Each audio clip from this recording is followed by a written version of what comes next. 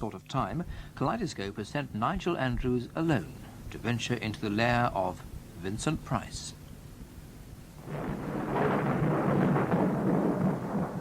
I think one always falls in love with something that one's family doesn't do.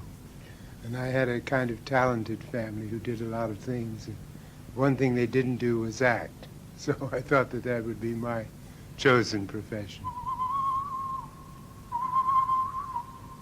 I'm going to give the people what they want. Sensation, horror, shock. Send them out in the streets to tell their friends how wonderful it is to be scared to death.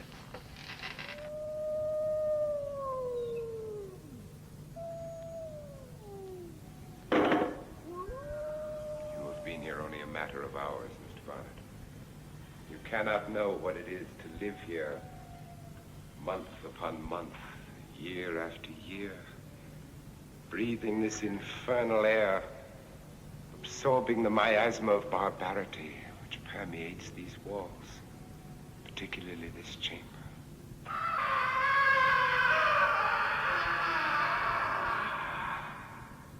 think it's stupid. You think it is stupid? You say that to me, the arch-disciple of Lucifer himself? You are but a grain of sand, a mere speck in the cosmos, and you dare to venture an opinion regarding that great design of our master Diable Supremus. To think that I, the right hand of Beelzebub himself, should be subjected to the opinions of churls and hobbledehoys. Meet the man with the velvet snarl, Vincent Price, Prince of Horror. For 35 years now, ever since House of Wax sent 3D screams flying round auditoriums, Hollywood's most grateful typecasting victim has pursued his calling as a blood-curdler. Tales of Terror, The Tingler, The Pit and the Pendulum, Witchfinder General. In the 60s and 70s, you could hardly find a quality horror film that didn't star the man with the purring voice, Byronic stature, and face like a bloodhound sculpted by Bernini. At his height as a horror star, Vincent Price was the mainstay of Roger Corman's wondrous 7-film cycle of Poe adaptations. In movies like The Fall of the House of Usher, Price was the haunted aristocrat at the heart of a cobwebbed castle, an ogre occupier who showed touching appreciation whenever stray blood donors dropped by, or whenever freshly coffined relatives stayed coffined for at least the length of a decent dinner with guests. More recently, Price has added an Indian summer to his gothic spring. He's played spoof versions of himself in horror parodies like The Abominable Dr. Phibes or Theatre of Blood. He's contributed hissable cameos to The Muppet Show or, in latex form, Spitting Image. He's spoken Sibylline prologues to an American TV mystery series and instantly recognizable voiceovers to feature cartoons. Yet, astonishingly, there were 15 years of stardom in which Vincent Price never went near a coffin. His first movie, Service de Luxe, was made 50 years ago. And since then he's acted in such non-Gothic favourites as The Private Lives of Elizabeth and Essex, Laura, The Ten Commandments and The Whales of August. He's been an art collector and a cookery expert. He's recited poetry on disc, sung Gilbert and Sullivan on video, and presented a one-man stage show about Oscar Wilde. When he spoke to me in his Beverly Hills home, surrounded by artworks that if I'd seen them in any other home I'd assume had fallen off the back of a lorry, the first thing to strike me was the voice. Those silken Gothic vowels, which any movie fan would recognize blindfold. My voice has sort of been my undoing in a funny way. And I don't know why, because to me I sound like everybody else in America. And my brother, who wasn't in the theater at all, had exactly the same voice I had. Actually, a few years ago, I had a thing happen to my voice that was very strange. I was doing a one-man show about Oscar Wilde, and I did get a recording of Wilde doing the Ballad of Reading Gaol. And Wilde had a very high voice, very, that sort of, he called it a Irish Protestant pitch of voice. So I pitched my voice higher. And I did this play about 800 performances for 5 years. And it changed my voice. And what you hear now is really not my voice. It's a voice that is pitched higher, and it's very difficult for me to bring it down lower, which the natural pitch is. So I'm stuck with Oscar Wilde. You were on the stage in London and America, weren't you, for a while before you made movies? How did you make the jump from the stage to the screen first? Well, I had my first lucky break was in London at the Little Gate Theatre, which was under Charing Cross Station. And I did a play called Victoria Regina by Lawrence Houseman, playing Prince Albert, with a wonderful girl named Pamela Stanley playing Queen Victoria. And it was a tremendous success in a very small way, in that kind of private theater way that it used to be in London, sort of the off-Broadway idea. And I really wanted to be a movie actor. I mean, that was in the back of my mind when I thought I'd like to be an actor, I'd like to be a movie actor, because I saw a lot more movies than I did theater. But I thought, well, this is one way to get into it. And of course, it was a wonderful lucky break. And then I came over here and played it with Helen Hayes in New York for 4 years. The same play? Same play. But then I did a lot of plays. It was with Orson Welles in the Mercury Theater and other companies in New York. But I guess what I really like about acting is the change of roles, the idea of being able to do different parts. And I did play 2 plays in New York that ran forever, so I was stuck in one role. And the idea of repertory is a very precious one to me. I've done a lot of it in summer stock and things like that. But what I really wanted to do was do a lot of different kinds of roles. And that you can do in movies much easier than you can in the theater. Just before we get into the early movies, you mentioned that you worked with the Mercury Theatre. I didn't know this, with Orson Welles. Was it? Orson had a repertory company to do the classics. And then there was the group theater, which was doing modern plays like Clifford Odets and those plays. And I joined up with Orson and did, his first play was a modern dress version of Julius Caesar. And it was a tremendous success. And then the second play was to be Decker's Shoemaker's Holiday, and I was in that with him. They were really the peak of the Mercury Theaters as a stage entity. And Orson had a chance at that time really to become the savior of the American theater. It was every which way. He could have represented the classic American theater. He did extraordinary things. He was very undisciplined, but he was only 21. I thought working with him was terribly exciting, except for the lack of discipline. There were 2 plays that I was meant to do that he was to direct that he never showed up for. So there was that kind of thing. Everybody was sitting there reading for weeks and weeks and weeks, and Orson just never showed up. And then I sort of went back to New York and did other plays, and then came back to Hollywood and did a couple of movies like Elizabeth and Essex and House of Seven Gables and a few classic ones. But I really didn't make up my mind about movies because I hadn't hit it big. While I was playing Victoria Regina with Miss Hayes, I was offered $1 million to come out and do movies. And I went to her and said, should I do it? And she said, no, learn your job first, which was true because it was my first play. So I turned down $1 million to work for $200 a week. But it was worth it. Even so, I mean, you say you hadn't made your mark in movies yet, but I mean, unlike many actors who struggle up from playing spear carriers on upwards, I mean, you were already playing fairly big roles in movies. I mean, as an example, Walter Raleigh and Elizabeth and Essex. Were you nervous playing sort of quite important roles in a cast including Betty Davis and Errol Flynn and so on? No, it really was, I was too innocent to be nervous. I had never done movies, and I was a great movie fan, so I used to sit with my mouth open or stand with my mouth open, watching Errol muff the lines and behave badly. But he had great charm, and he was a much better actor than anybody gave him credit for. Oh, there, guard, attend me.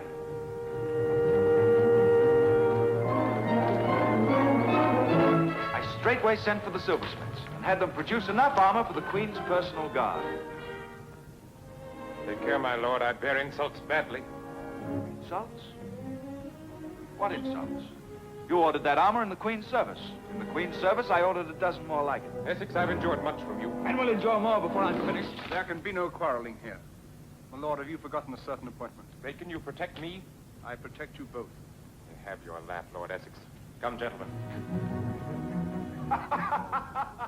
These were made in 1939, which was the last amazing year before the war came in, and you know, one got a new kind of movie. I mean, the sort of film noir and the more austere kind of movie, and 1939 had Gone with the Wind and The Wizard of Oz and Stagecoach and goodness knows what else. And the war had obviously broken out, although America didn't enter it until a couple of years later. But was there a feeling that this was sort of the last hurrah, that things were going to get tough after 1939? I really don't think that the longer I stay in Hollywood, I don't think that they really know what's happening. You know, that suddenly there will be a great success of a certain film, and times may change, but not Hollywood. It goes right on making that same kind of film. I don't think they really have their ear to the ground very well. They'll make a picture, grim pictures, which they're still making now, when I think really right now we need lots of romantic comedies to sort of cheer us up. But it's funny, I don't think that anybody sort of really thought about it, whether that was the end of a period or not. Well, what happened actually in 1941? I mean, when war was declared, what was the reaction in Hollywood? I mean, were they still insulated? Was it still sort of Hollywood saying, oh, well, that's nothing to do with us? In a funny way, I had gone back to New York to do Angel Street. And we opened on a Friday night. And the Schuberts, who owned the theater, hadn't printed tickets for Monday because they thought it was going to be a flop. Sunday was Pearl Harbor, which closed almost every theater in New York because everybody thought we were going to be bombed immediately, you know. They didn't really stop to think where Japan was. And anyway, I called my wife on the West Coast and said, isn't it wonderful? I'm in the biggest hit play in New York. She said, what do you mean, what's wonderful? I said, all the notices, they're absolutely sensational. And she said, haven't you read the paper? And I said, not the front page. And the war had been declared. Pearl Harbor had been bombed, and I didn't even know it, which is a typical story of an actor. A lot of critics have these theories that the films that were made, which are called film noir, and I suppose Laura is one of the classic examples, were made because of the war was on and it was a way of expressing darker feelings without actually referring to the war. I mean, do you believe any of that kind of thing? I think if it's true, which it might easily be true, that they are film noir and that they were made at that time, but I don't think anybody consciously thought that. Because Zanuck was away at the wars when we did Laura. And he came back and saw this picture, which is really almost a perfect motion picture, and thought it was dreadful. You know, he just thought it was terrible, that the troops wouldn't like it and nobody would like it. And of course, it's never stopped running. But he almost scrapped it. He was a man who did not have his pulse on the wrist of the world. What about you as an actor and the company around you, the other actors, the director, Otto Preminger in that case? I mean, are you aware when a film like Laura is something special and might become a kind of cult movie or not? Yes, I think the actors know, particularly the actors. The producer and the director, in this case, Otto was both producer and director. He didn't start as director, but we stopped in the middle of it and reshot everything with Otto as the director. And I think Otto did know that it had a message of evil, which was brilliantly conceived because everybody on the surface was sort of upper scum. But underneath, they were really the nastiest people in the world. And Otto I asked him one time, how did you know these kind of people? And he said, because they're all my friends. They're all like this. What possible motive could I have for killing Laura? Miss Hunt and I were going to be married this week, you know. No, he doesn't know. And neither do I, or you, or anyone else alive. What do you mean by that? Laura had not definitely made up her mind to marry him. She told me so herself last Friday when she called up to cancel our dinner engagement. As a matter of fact, she was going to the country to think it over. She was extremely kind, but I was always sure she would never have thrown her life away on a male beauty in distress. I suppose you've heard losers whine before, especially in your profession, eh? Would you like a bite of lunch, Lieutenant? Now, that's very thoughtful. The perfect host. Waldo? You'd almost think he was in his own home. Shelby knows how distracted I am. Would you, Lieutenant? Thank you, Mrs. Turtle, but I've got to be going. But, Lieutenant, I rather thought you'd want to ask me some questions. Oh, yes. What did they play at the concert Friday night? Oh, Brahms' First and Beethoven's Ninth. How at this time did you find room for your other interests? I mean, art collecting, art lecturing, and cooking and so on. Well, I've always found that really being an actor isn't enough work for a man. And you either take to drink to take up the time, or dope in these days, or something else, but I had the glorious experience of the greatest hype in the world, which is art. I went to the Courtauld in London when it first opened. And I had this wonderful free high, you know, just to go to a museum and see things and be with artists and get to know the artists that are working in your time, the other artists, is a real high, and it's just something you keep up. Is there any carryover between the two lives, or do you think they're totally separate? Because, I mean, a lot of your movie roles, I'm thinking of, for instance, the Corman series of Poe films, present you as someone who almost could be an art collector. I mean, someone who's rather an aesthete, very aristocratic, with a sort of great deal of hauteur and taste and so on. Do you think your life in art has carried over into your life in movies in that way? In a funny way, I think that Aristotle's theory of the villain is correct. He said that the villain should be a high-born, highly educated, very erudite man, because then if he has to pay for his sins, we, hoi polloi, understand that we have to pay for ours. And I've always tried to give my characters a kind of elegance that is a little foreign to the common man, but also something that he admires and is jealous of. That way he understands that villain.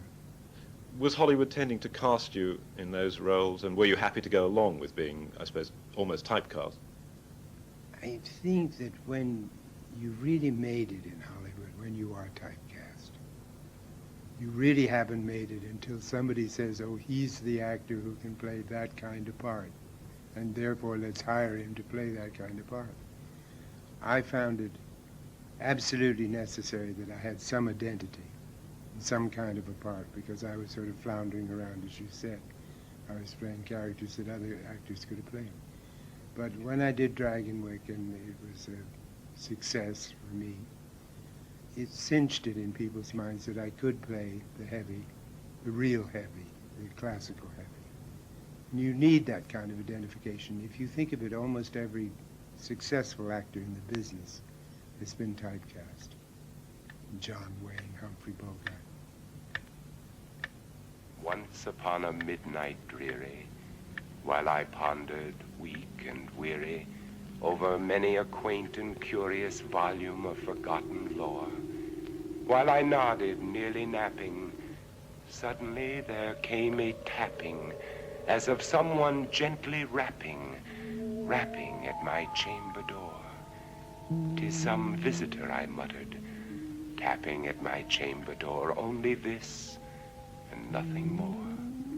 What was it like actually acting in the sound stages? Because a lot of the visual effects would have been touched in afterwards, wouldn't they? I mean, glass shots and things and so on. So you were presumably often acting in just a kind of couple of flats, as it were, that were meant to represent a whole Gothic castle. I did the Ten Commandments, and I had a line to Cedric Hardwicke, who was playing the Pharaoh, and I come up on this great set, and I look out and I say, yonder is the city of Sethi's glory. And there was a great cyc, you know, a blue cyc, on which DeMille would then superimpose the photograph. And he called me over and he said, Vincent, you don't read that with much conviction. And I said, I don't know what I'm talking about, Mr. DeMille. Yonder is the city of Sethi's glory. I look out there and there's a great big blue cyclorama. What the hell am I talking about? And he said, you're right, come into the studio. I went in and he showed us what was going to be superimposed on that cyc was 13,000 people walking up the Valley of the Kings, pulling an obelisk. And behind that was a glass shot of Queen Hephaestus, you know, tomb, which had then been built as it was in the days when it was new. It was the most extraordinary shot you've ever seen in your life. I went back and read the line a little differently.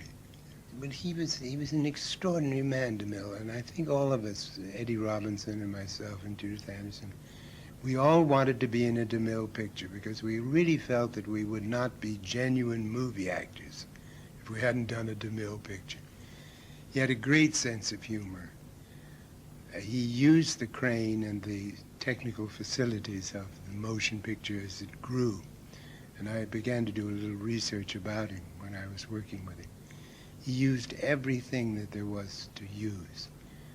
We'd all gather around at lunch and have lunch with him, the so-called leads in the picture. There was a Bible in the center of the table. That was as close as he ever got to the script. And he was very funny about it. And they would suddenly appear somebody. There was always a scene in a DeMille picture where somebody come in and said, I have just discovered silk. And then somebody would undo 4,000 bolts of silk of different colors. And DeMille told me one day, he said, you know, I will spend any amount of money on something that is visual. And of course, that's why his stories were so weak. You don't need a better story. You just need a great visual effect. And it was terribly effective. But he didn't give you much direction. He got me in one day to try on a costume and to sit on a litter, which was then lifted up by the 4 biggest, blackest, strongest men in the world. And then he put me down and I got out of the litter and he said, I said, Mr. Jones, why'd you do that? Because it meant coming in at 8 o'clock in the morning, getting body makeup and costume and makeup. He said, I just wanted to see if you knew how to sit in a litter. Because he said one of the actresses the other day looked like a bottle of milk sitting in it. He really had a wonderful sense of humor. I loved him. I was really thrilled to work with him. During this period when you were appearing on stage one day and on screen another, which you've obviously done throughout your life, which have you got most satisfaction from? I think the most satisfaction I've had is sending myself up, which has been the most fun. That it happened because I'm a great straight man. If I say so myself, I am one of the best straight men for comics in the world. And I've done 20 shows with Jack Benny and Red Skelton and Milton Berle. I love it. And most of them have been playing opposite Carol Burnett as the heavy, or opposite Lucy Ball as the heavy. And they've been tremendously successful, so people really never took me seriously as the heavy, unless it was in a movie, and then they could escape from it. I mean, I didn't walk down the street and people went, who is that? So they have been very dear to me, and some of the ones which are really pure nonsense, but such good nonsense, they really were fun nonsense. But to get real nourishment, we have to take our food directly from the source. And it becomes more difficult constantly. People are so well educated these days. It's all those horror films and television. Everybody knows about garlic and steaks through the heart. Yes, we all have our cross to bear. I'd rather you didn't use that word. What's this? I was going through your filmography the other day and I noted that, I mean, it really all starts in 1953 with House of Wax, doesn't it? And after that, there's one year I noted when you appeared in The Bat, House on Haunted Hill, Return of the Fly, and The Tingler, all in one year. Did you ever get tired of sort of looking at corpses or having ghosts flung at you or terrifying distressed heroines? They were all such different parts. The Fly, actually, I was the hero in The Fly. I wasn't the Fly. Everybody thinks I was a Fly, and I let them think so. Because it was a very good picture, particularly the original one. I thought was wonderful. The Bat was a classic story of Mary Roberts Reinhardt, I think, one of the great women mystery story writers. Some of the others were classic stories. The House on Haunted Hill was pure William Castle nonsense, but fun. And they were, again, a thing that was being done in Hollywood that was pure escape. And they were well done. Bill Castle was a good movie maker. He was a gimmicky movie maker, but he was a good one. And they were fun to do, particularly the Dr. Fives ones. House of Wax was an extraordinary picture. It was the beginning of 3D and the end of it, practically. But everybody knew that, they knew that they never could resist throwing the book at everybody. But House of Wax still plays. It's never off the air. Crimes of violence will be reproduced in wax and exhibited while they are still fresh in the public mind. What do you think of my scheme? I think it'll succeed, commercially. Though it doesn't sound like you. You turned your back on beauty? No. There will be beauty for contrast, for nothing else. But each subject must be taken from life. How can I convince my audience they're alive if I don't believe it myself? Oh, I have something I think will interest you. You follow Igor down into the basement. I have to go my own way. You work with 2 or 3 people who specialize very much in horror. I mean, Corman, obviously, although he's done other films, is a great horror director. I mean, William Castle specialized almost entirely in horror. What were they all like? I mean, were they slightly ghoulish people, or were they just ordinary citizens earning a living? Roger is a very erudite man, full of all sorts of psychological overtones. And he'll give you a direction. He used to give Boris Karloff and Peter Lorre and Basil Rathbone and myself directions about how Freud would have thought of this scene, or Jung would have done this, or, you know, and there's this reason in some esoteric book on Kraft Ebbing or something like that. And we'd sort of look at him and say, yes, Roger, yes, now how do we do it? You know, how do you get on with it? He had a sense of humor, thank God, about himself, but he's dead serious. And in a funny way, he did impart to us something that was more real than just saying, be mean, or be ugly, or be cruel. He had a basic reason in the background of all his plays, all his movies. What about William Castle? Bill was a showman. You know, would attach something to a movie like a Merjo. He'd just throw the book at the audience and they adored it. He really wasn't a movie maker as much as he was a showman. He electrified the seats for one film, didn't he? Tingler, which I was in. He put little buzzers on the seats, and the Tingler, which was this sort of thing, looked like a lobster got loose, ran around the audience, and the buzzer would go off, and people would scream. They'd jump right out of the roof. Because one of the things, you know, 1989 versus 1939, is that we're entering this weird age when technology is taking over and one has no idea in what kind of form one's films are going to appear. I mean, they're going to appear with commercial breaks or on airlines or on cables or cassettes or colorized or cut up for sort of pop videos. I mean, how do you react to all that? I have to tell you a wonderful story because it happened in a Roger Corman picture. There was a point where I, as a living character, looked at a portrait of my grandfather, and every time I looked at it, I turned green. And I went to Roger and I said, how do we turn green, Roger? You know, it's not all that easy. It happened to be in color, thank God. But then about 3 days later, I was looking at my portrait and I turned green because I went and I put some makeup on. And the lab didn't send the Russians in for days and days and days. Because they said it's the strangest thing. Every time Price looks at that portrait, he turns green. And they were trying to correct it all the time. Now, I wonder if it had been black and white, what would have happened, you know. Why do people like horror movies? Why do they seem to need them and want them and enjoy them? I've done a lot of articles about this for magazines, you know. Is it harmful to our children? Well, it's not harmful to our children in comparison with what is harmful to our children, which is all over the place on the street corners and everywhere else. It is a kind of escape. It happens when you're very young. Your favorite stories are Bluebeard and Rumpelstiltskin, which are terrifying stories.